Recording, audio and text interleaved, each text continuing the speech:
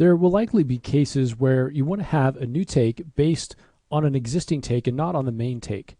For instance, we may have this take that turns our counter edge a bit softer, but then we want to have a take that maybe changes the size of our handles.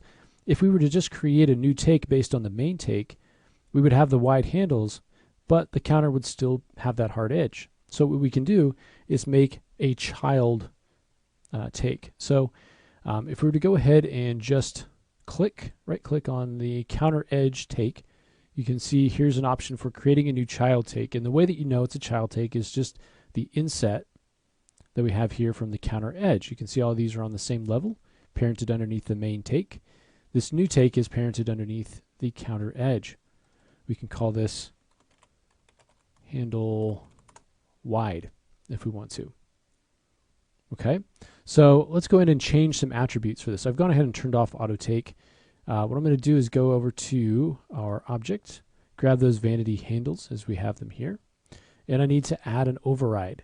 So what do we want to override? We want to override this movement in the extrude object. So I'm going to click on that, right click, and hit override. Now we can change this value. So if we want to make those a little bit wider, we can increase that value. You can see those attributes listed here in our override tree. And so now when we click on the counter edge, it's not showing us the handle wide. Okay, so it's not like it's showing you all of the children.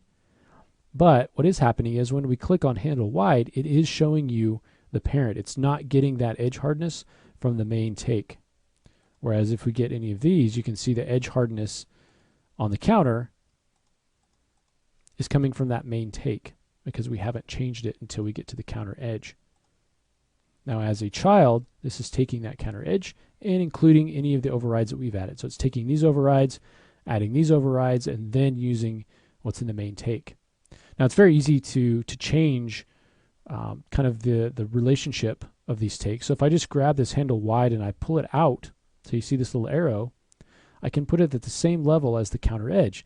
You can see that the edge of the counter is now nice and sharp because it's taking that from the main take. It's no longer reading that edge hardness from the counter edge take.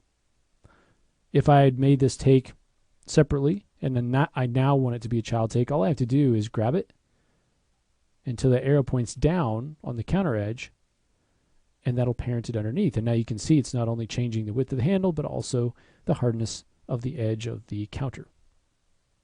Okay, so you can have nested take. So if we wanted to, we could have another nested take inside here, and you could nest things together so that you get a lot of variation.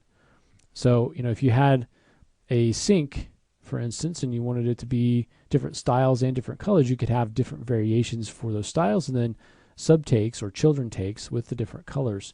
So you could see all the different variations instead of having them all separated like that. All right, so in the next lesson, let's take a look at saving and exporting takes. We'll do that next.